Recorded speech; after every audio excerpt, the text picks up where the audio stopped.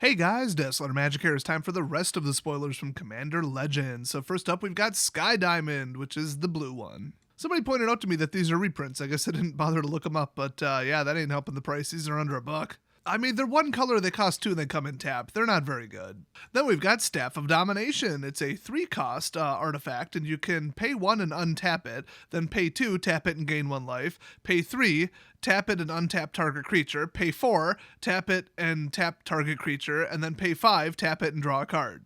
I remember the last time I saw this was the Masterpiece version, which is still sitting at $135, but yeah, other than that, it's from 5th Dawn, which was, a while ago. So cool that they're reprinting it. I mean, this card is actually worth a ton of money. Like right now, 5th Dawn is like $55.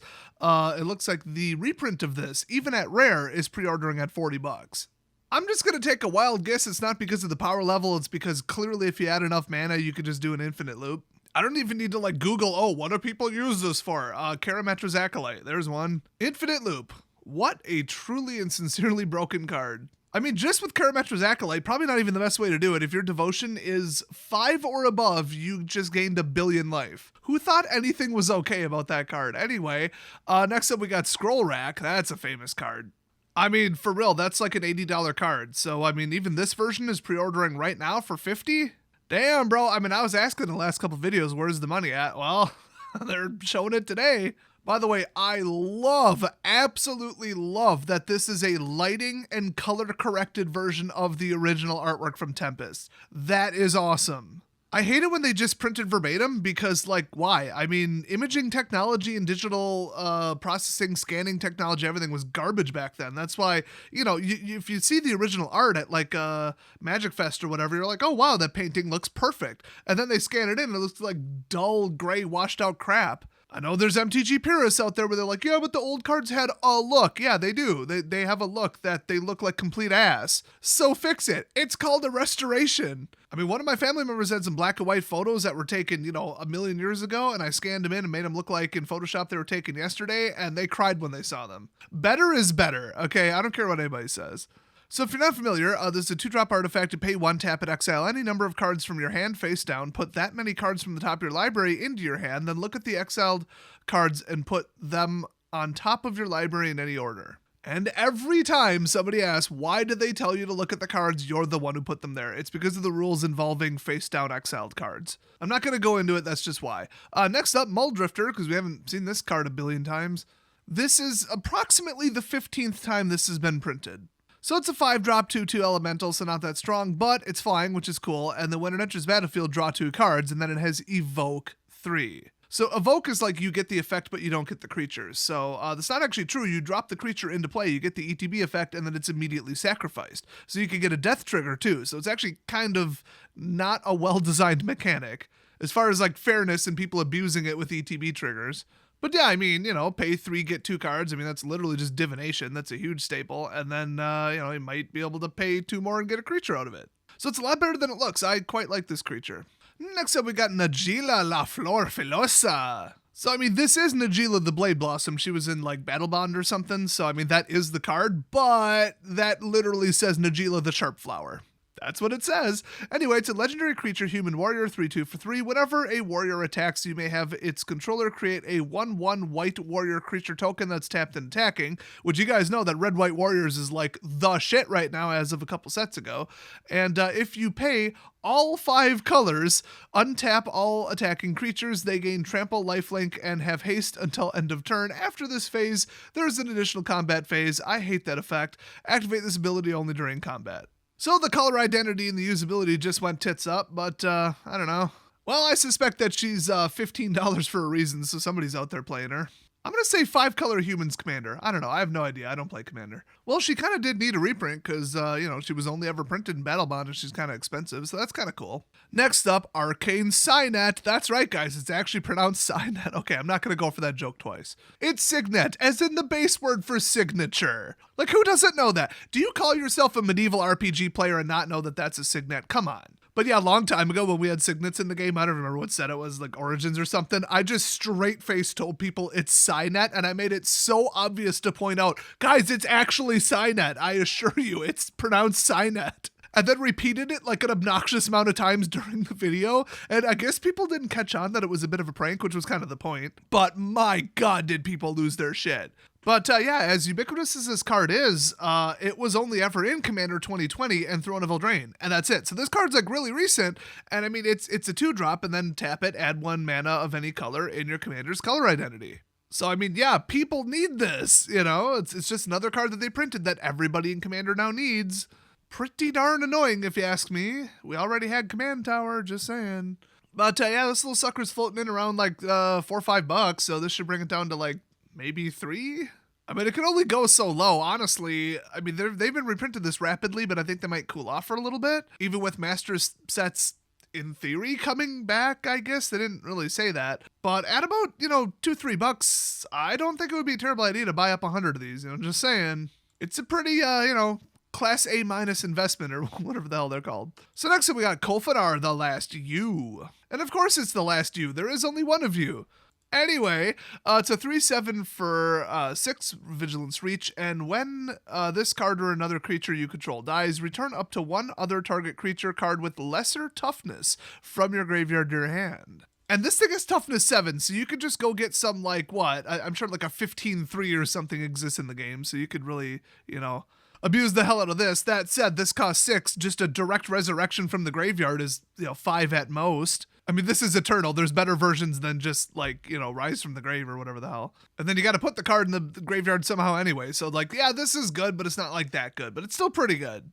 And, I just looked it up. I'm right. Yeah, it's pre-ordering at $1. I don't think anybody has a lot of confidence in this being the new broken card in Commander. By the way, boy, the comment section is filled with just unprecedented levels of stupidity with these Commander spoilers. The problem seems to be you guys keep contradicting everything I say and each other by saying, oh, well, my local play group plays this way. So this is reality, and this is fact for everybody everywhere. So what you said is wrong because it doesn't apply to my play group. Then other people, I play on MTGO, which is highly competitive and impersonal, so everything you said about the power level of this is wrong. It's not actually good. And then there's my former couple local play groups, which are super casual, who cares, I built a janky, stupid meme deck, who cares, whatever levels of Commander. So to me, ultra high power level broken cards are ultra high level broken cards that would not be allowed in my play group. So you've got your own place you play. Other people play high level, competitive Commander tournaments on MTGO, and then other people play way more commonly at my level. So if I say that's not a very good card, or wow, that card's broken as shit and pushed, that may not apply to your play group. And for every card that I called powerful, somebody contradicted me and said it's not powerful, and then some the other way around too. So, okay, these assessments may not apply to where you play because the power level and acceptable power level of Commander is different in everybody's group, and whether you play digitally or paper or at GPs. So you're not correct. Your stupid opinion doesn't apply to everybody. So shut up. I'm getting really sick of this. You're wrong and I'm right because this is how it is locally for me. Just shut up. Shut the hell up. I'm sick of hearing that. Next up, we got a board wipe with a little twist here. It's Slash the Ranks. Looks like they put PewDiePie on another card again in the background there. That's fantastic.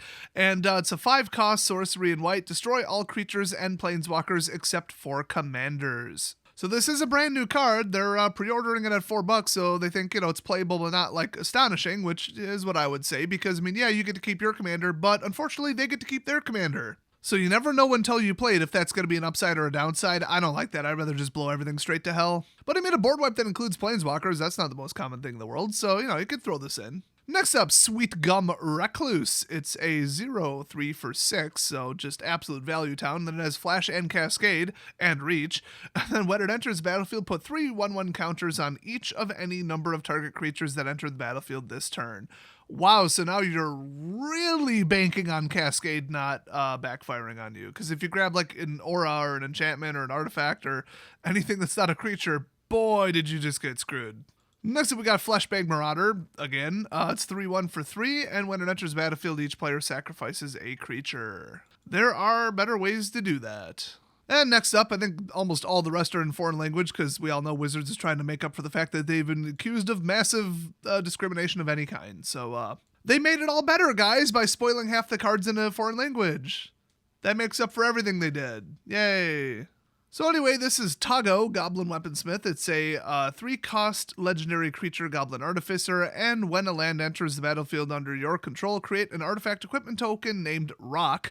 It has equipped creature has pay 1, sacrifice rock, deal 2 damage to any target, and then equip 1. So the equipment is the all-powerful, as you can see by the artwork, rock. That's actually one of the best landfall effects I've ever heard of because it's just so truly silly. But yeah, this is legendary and it has partners, so they expect you to actually make this your commander. Sure, I'm sure somebody will. The problem is, because this is Japanese and this is the first time this card's ever been printed, we don't actually know if his name in English is going to be Tago. Welcome to the fun world of spoiling cards in languages that are really hard to translate. So next up, we at least have a reprint, so we know it's Welding Sparks. It's a Kaladesh card, or one of them Kaladesh block cards. So it's a 3-cost instant, and it deals X damage to target creature, where X is 3, plus the number of artifacts you control. So you can get real high with this damage count. Kind of a cool card. Better Let the Bridges Better, though, but that's black. Next up, Wheel of Misfortune. So this is a brand new card. It's probably going to be a variation on Wheel of Fortune, and that is a metric ass ton of text. So let's see. It's a 3-cost rare sorcery in red, and each player secretly chooses a number, then reveal those numbers. Wheel of Misfortune deals damage equal to the greatest chosen number to each player that chose it. Then each player who didn't choose the smallest number discards their hand, then draws 7 cards. Okay, I'm going to have to read that about 6 more times. Okay, everybody chooses a number. Whoever chooses the highest one takes that much damage. Whoever chooses the lowest one has nothing happen. And then everybody in the middle gets the Wheel of Fortune effect, which is ditch your whole hand and redraw 7. Oh, and the highest person too, obviously. Unpredictable, unreliable, and chaotic, which is, good fun for Commander, but this isn't like, a good card. By the way, there's a rumor, but I think it might be a joke, that there's a mistranslation on this particular version of the card where they implied that you should physically draw your hand, like on paper with a marker. Can any Japanese speakers confirm? It may have been a mistranslation, like retranslating it back into English by the people who originally did it. I think that's what the joke was. I just don't like the meta strategy around this, where you'd want to guess high enough that you're the highest one, but I guess not the highest one unless you can tolerate taking that much damage, just so that you get the Wheel of Fortune effect, but you'd also get it if you're in the middle, so that's where you really want to land. But then everybody's scared of it, and they probably don't want to discard their hands, so they all guess, I guess 0 or 1, whatever's valid. We'll have to look at the ruling. I mean, the card doesn't say you can't pick irrational numbers, negative numbers, whatever, but like the game rules say that you can't do that, so I just would have to get a reminder on those. But yeah, I guess you would always guess 2, because everybody else is theoretically going to guess 1, and then they have nothing happen, you take 2 damage in Wheel of Fortune, I guess. Unless somebody doesn't do that. If somebody really wants to redraw their hand, they'll guess 3, which benefits you because then they get hit and you still get the Wheel of Fortune effect. But then they might be thinking, well, I don't want to be the top one. I just don't want to be the bottom. So then they'd guess 2. You'd also guess 2. And then you both get fried, but then you both get what you want, which you don't want to give your opponent their choice of what they want. And then if you're like, well, I want to prevent them from getting it, I'll guess 3. No, then they're in the middle. You get hit for 3 and they get a free Wheel of Fortune effect. So I just don't like this at all. Doesn't mean it's a good card. It just means I don't like it. Next up, Ellageth Crossroads Auger. It's a big honkin' sphinx. Big ol' 6-cost 5/6 chunky boy. And Sir Chonkslot here says that it's flying, and then if you would like, I'm sure you'd like to, but if you would look at any number of cards while scrying, draw that many cards instead. And then this is also legendary and has partner. Holy shit, turning all of your scrying into just plain drawing. You're probably going to deck yourself. That's so prevalent and broken. I mean, I get it. It costs 6 and it's a commander, like whatever. But like, if you get that effect to go off a couple times, you're just going to outdraw your opponents like 1,000,000 to 1. I mean, it's ridiculous. I don't know if we've ever in the history of Magic, because I don't know if you knew this or not, but I haven't memorized all 32,000 unique cards in the game. I don't know if we've ever had an effect that turns a scry into a draw, but I feel like no. So yeah, I mean, there's so many free scry 1 during your upkeep, during your end step, during, whatever, ETB, this, that, death, whatever triggers. If you turn them all into draw, you're just going to win. So it's fairly appropriate that this costs 6, and then when it dies, it'll cost 8 to get back out. So, I mean, that's pretty harsh. I think that keeps this card moderately fair, actually, but damn, this is powerful. Next up, it's a reprint of Preordain, which, as we all know, is banned in Modern because, my god, are there too many of these stupid effects, making hyper-consistent glass cannon combo decks. No thanks. Now, this actually hasn't been printed that many times, so, great for it to come back, but people are just going to hoard these, just absolutely sit on piles of them, in case it ever gets unbanned, which, I mean, No. I know Wizards is dumb as a box of rocks, but when it comes to just, hey, do you want more hyper consistency in your modern deck? No, nobody wants that. Nobody wants hyper consistent, over-scryed, over-fetched, over-tutored modern decks that win the same way every time. Nobody wants anything like that. That's like everything that's wrong with modern right now. So they'd have to be out of their damn minds to unban this. So don't go thinking, oh, this is my chance, I'm going to buy up a bunch of them. I mean, right now this card is legit like $4 or $5, but I think with a reprint at common, it's going to fall. So if this even hits like $1 or $2, I think people will just be like, well, order me 50. No, it's never going to spike up to like $10 because it got unbanned in modern. That's just not going to happen. So if you're not familiar, it costs 1, it's sorcery speed, believe it or not, and scry 2, then draw a card. And if you're about to ask, well, what's wrong with that? What's overpowered with that? Then clearly you do not understand Magic at a fundamental level. There is a lot wrong with that. They banned Gitaxian Probe. They banned Brainstorm. I know I'm kind of crossing formats here. They banned, what's that other one? Ponder. They're all the same crap, and they're all broken, hyper-consistent shit, and they got rid of all of them, thank God. That said, 99+1 Singleton, what the hell? Play Preordain. You ain't gonna get shit out of it. Next up, hey, Omen Speaker. Love this card. It ain't worth shit, but it's cool. So it's a 2-cost, 1/3 human wizard, and when it enters battlefield, scry 2. That's it. And I believe you longtime viewers know what I nicknamed this card. It's the one and done block cow. It enters the battlefield, it does its big valuable scry 2 thing, it fixes your next couple draws, okay, cool. And then it just stands there in the road and blocks traffic like a cow. It's just a 1/3 that everybody's honking their horn trying to get their little 2/2 goblins past, and she's like, mm-mm. And there are a lot of one and done block cows in Magic, but this is one of my favorites. I also nicknamed it Omen-Sprecher because that's not what it is in German. That's not even close. Next up, it's Roguerock, Son of Roga. So this is a brand new card. They want to remind you, since it costs 0, that its color identity is obviously red, and it has First Strike, Menace, and Trample in partner. And it's 0/1. And it's a Kobold Warrior, not a Goblin. So that right off the bat limits the usability a little bit, but this is still like the coolest shit ever. I mean, if you didn't put this as a co-commander in like a Red-White Warriors deck, boy, you should probably reconsider. I should say Red-White Warrior equipment deck. Otherwise, what would be the point? But I mean, First Strike plus Menace plus Trample. If you also gave this Death Touch, this thing would be unstoppable. Because then it would have First Death Trample, which is a fantastic ability. Next up, no surprise here, Gift of Paradise. It enchants a land, you gain 3 life, and then it can tap for 2. Like this card, pretty cool. Next up, Zur the Enchanter. This is an old Cold Snap card. It's worth a little bit of money, about, I don't know, $5. And it is a 3-color, 4-cost, 1/4 legendary creature human wizard with flying, and whenever Zur the Enchanter attacks, you may search your library for an enchantment card with converted mana cost 3 or less, and put it onto the battlefield. If you do, shuffle your library. So it's free casting, but it's limited to 3. So you're not dropping in Eldrazi, but you're probably going to drop in something problematic, which is how free casting should be limited. They used to know how to design fair cards. Next up, we got a card that's been printed to death, but I don't care because I love it. It's Doomed Traveler. It's a 1/1 for 1 human soldier, and when it dies, create a 1/1 white spirit creature token with flying. I don't know why this card is so funny, but it is. It's not even a good card, but I love it.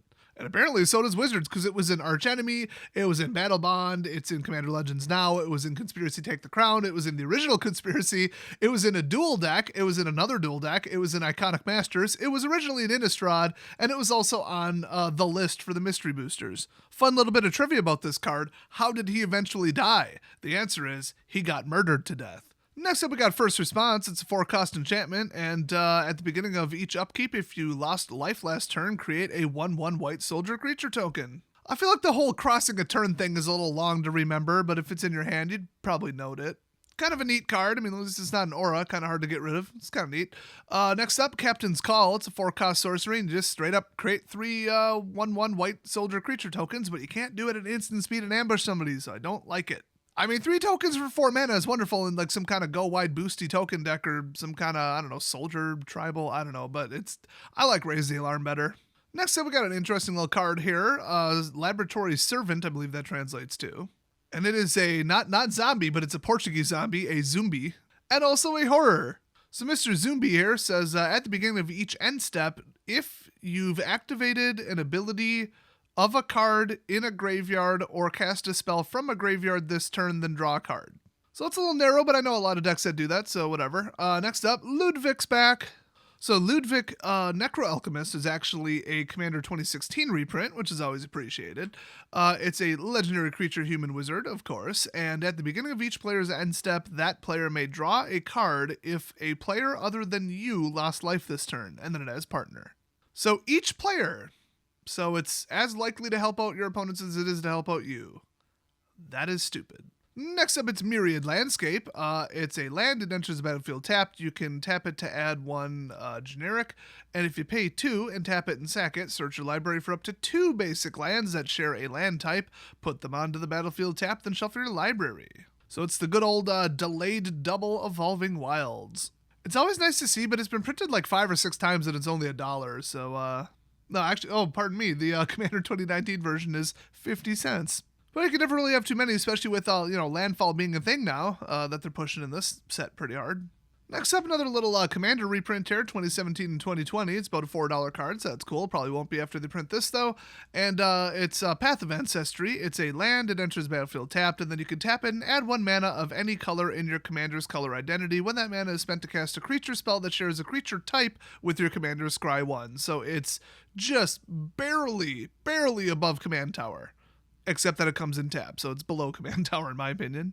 But yeah, if you're running a tribal deck, run this. So next up, it's Dargo the Shipwrecker, and I've already seen some comments about that hilarious artwork. That is awesome. It looks like he should be on a sign outside of a family restaurant, but also the way they phrase this. So it's a 7-cost legendary creature giant pirate, 7/5 with trample and partner, and as an additional cost to cast this spell, you may sacrifice any number of artifacts and or creatures. This spell costs 2 less to cast for each permanent sacrifice this way, and 2 less to cast for each other artifact or creature you sacrificed already this turn. Like, somehow for some other reason, I guess. It's not unheard of. The first one that comes to mind, obviously, is Treasure. So, I mean, if he's your commander, which, obviously as partner he's designed to be a commander, you can do something to offset the increasing by 2, and you can get him out for, basically 1 red mana, under the right circumstances, but you'd have to toss a lot of artifacts or creatures into the graveyard. Now here's the thing, if you wanted those to die because you're going to get a benefit or a cool trigger out of it or whatever, now we're looking at something. So I think this might be something extra spicy. I'm actually really surprised that even though this is an uncommon, it's pre-ordering at $1, because I think it should be way more than that. I think somebody's going to find something real interesting to do with him. And by the way, he could be summoned like you would not believe with the new Lotus.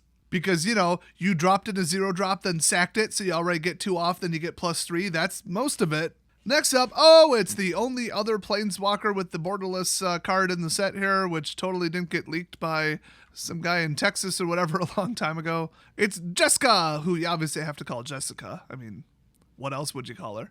I'm totally not just saying that so I can play this clip. No, not all drama is bad. Jessica! Jessica! Jessica! Jessica! That keeps going for a while, but I don't want to get a copyright claim. So anyway, this is Jessica, thrice reborn, and the rumor is if you go in your bathroom and turn off all the lights and then spin around and say Jessica 3 times, nothing will happen because you obviously summon her with 3 red mana, not with saying her name 3 times. I mean, don't you know how magic works? It's right on the card. Anyway, Triple Jessica here says, Legendary Planeswalker Jessica, she can be your commander and she has partner, obviously, and she enters the battlefield with a loyalty counter on her for each time you've cast a commander from the command zone this game. So, I hope you were tracking that separately. If you forgot, get ready for an argument. And it's not just her, it's any commander. I mean, you kind of should be tracking that, but anyway, her first ability is 0. Choose target creature until your next turn. If that creature would deal combat damage to one of your opponents, it deals triple that damage to that player instead, because Mark Rosewater probably designed this card. So anyway, the first time you bring her out, she'd only have 1 loyalty, I guess. I mean, it says cast not resolved, so all right. And then, the 0 doesn't help her out, but that is a crazy good ability. It's only 1 creature, though, so, I mean, now they know what to blow away, block, remove from combat, whatever, but if it gets through, damn. And I do like that it doesn't deal triple damage to, like, a creature that blocks it, then, because that would be a little much. Specifically, Fiery Emancipation. You know damn well that's the card I'm talking about. So then she has negative X, which, I mean, good luck. It deals X damage to each of up to 3 targets. That is just beyond useless. Maybe in a counter dump deck, maybe in like a Super Friends deck, maybe in a proliferate deck. Otherwise, she's going to come out with like 1, 2, or 3 loyalty. Don't waste it on negative Xing her to do a couple damage. Wow. I mean, it is each of up to 3 targets, so like in case of emergency, like they just bring out a whole row of tokens, and you're like, well, shit, blow away 3 of them. So it's not useless, it's just not like, amazingly dynamic. It's just basic self-defense. I mean, it makes sense they put it on there. It's not, overpowered, so hey. And that is it. So she's just a limited tripler, and she's almost as good as Fiery Emancipation, except not, because she only applies to 1 creature and only if they hit. I could still see people playing her just to have the guaranteed access to her in your command zone. I mean, why not? Next up, we've got a picture that looks like they took the card, their spoiler, threw it in the toilet, hit flush, and then took a picture with an old Nokia cell phone. So I really appreciate that. Also, this was, there's a differing opinion on what their username is depending upon the spoiler versus the actual link to their profile, so I'm not going to try. But let's just say it's odd that the next one they spoiled was in their native language and then this one just wasn't. I think Wizards actually legitimately sent them the wrong version of the card. I mean, why would 3 of them be in Chinese Simplified and then just this one's in English? That doesn't make any sense. Anyway, Archon of Coronation. It's a 6-cost 5/5 flying Archon, and when it enters the battlefield, you become the Monarch, which means you become the target because the next person that hits you becomes the Monarch, so don't play Monarch. As long as you're the Monarch, damage doesn't cause you to lose life. Wait, does that mean you can't stop being the Monarch? I think by rule it doesn't, but my god, if it did, that would be broken as shit. Well, the rulings aren't posted yet, and I'm too lazy to look up the exact rules about Monarch because I don't care and nobody should play it, so I guess we'll find out. Next up, oh shit, she's back, it's Jessica! Jessica's Will. So it's a 3-cost sorcery, choose one. If you control a commander as you cast the spell, you may choose both. I kind of like that, it's kind of neat. A little extra added benefit. And add 1 red mana to your mana pool for each card in target opponent's hand. Okay. And then exile the top 3 cards of your library. You may play them this turn. Oh, I like both of those. Those are pretty good. And watch out if you get both of them off. So yeah, this is a damn good spell. Next up, Court of Grace. It's a 4-cost white enchantment, double white devotion. Love that. And when it enters battlefield, you become the Monarch. Don't love that. And at the beginning of your upkeep, create a 1/1 white spirit creature token with flying. If you're the Monarch, create a 4/4 white angel token creature with flying instead. I don't think it's even possible in multiplayer Commander to paint a bigger target on your back than playing this card. If there's 3+ other players in the game, and all they have to do is hit you once to stop this effect, everybody and their grandma is attacking you, which is not something you want to induce on purpose. Then again, this is stupidly, ridiculously powerful. So if you think you can avoid getting hit by multiple entire players and their entire board state and entire deck, 1, you're wrong, and 2, go for it, I guess. It's just not going to work. I've had people say, I play Monarch and it works just fine. Yeah, maybe at the power level, maybe who you're playing is just nice, maybe they're just stupid, I don't know. Tactically, it is the worst thing you could possibly do in multiplayer is tell people, hey, come attack me. The next creature to hit me not only ends this stupid bullshit effect, but then you get the effect. Hi, I'm a piñata and I give away free prizes, come hit me.